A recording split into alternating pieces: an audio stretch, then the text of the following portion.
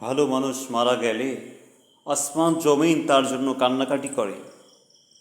খারাপ মানুষ মারা গেলে তার জন্য কান্না করে না। তার মানে হলো একজন মানুষ থেকে আসমান জমিনের সব কিছু, সমস্ত প্রাণীকুল তার থেকে নিরাপদ থাকে। একটা কুকুর, একটা পিপিলিকা পর্যন্ত একজন ভালো মানুষের কাছ থেকে নিরাপদ থাকে, একজন ভালো মানুষের থেকে আশ্রয় লাভ করতে চায়। একটা কুকুর পর্যন্ত তার থেকে খাদ্য গ্রহণ করে থাকে।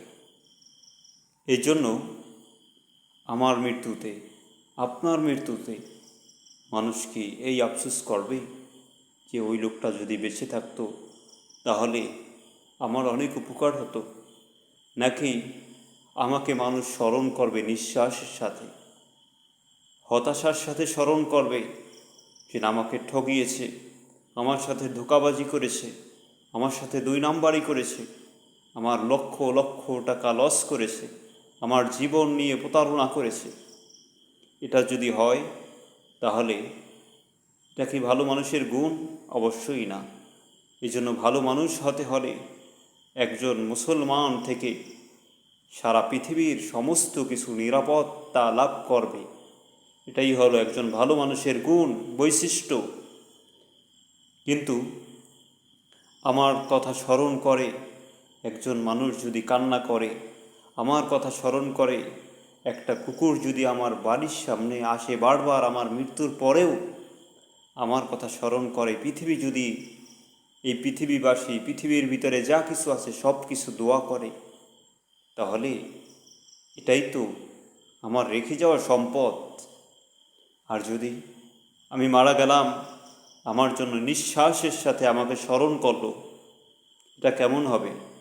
আর যদি আমি মারা গেলাম, আমার কথা স্মরণ হলে কান্না চলে আসবে, ভালোবাসার থেকে, ভিতর থেকে হাসি মুখে স্মরণে আসবে, লোকটা আসলে খুবই ভালো ছিল, মন থেকে বলবে। তাহলে এটাই হলো একজন ভালো মানুষের গুণ, যার জন্য আসমান জমিন কান্না করে, আসমান জমিনের সমস্ত কিছু কান্না করে। আর যার জন্য আসমান জমিন কাঁদে না, সে অবশ্যই আল্লাহর কাছেও নাজাত পাবে না। এই জন্য ভালো মানুষ হই, সমস্ত প্রাণীকুলকে নিরাপত্তা দেই, একটা কুকুরকেও অভুক্ত রাখতে দেব না। একটা কুকুর যদি বাড়ির সামনে এসে দাঁড়ায়, ঘরে খাদ্য থাকলে খাদ্য বের করে দিয়ে দিই। মানুষ আসলে অবশ্যই মানুষের সেবা যত্ন করি, অসুস্থ মানুষের খোঁজ নেই, তারপরে যারা ক্ষুধার্ত তাদেরকে খাদ্য দেওয়ার চেষ্টা করি। আল্লাহ তাআলা আমাদেরকে ভালো মানুষ হওয়ার তৌফিক দান করুক। সালাম জানিয়ে শেষ করছি।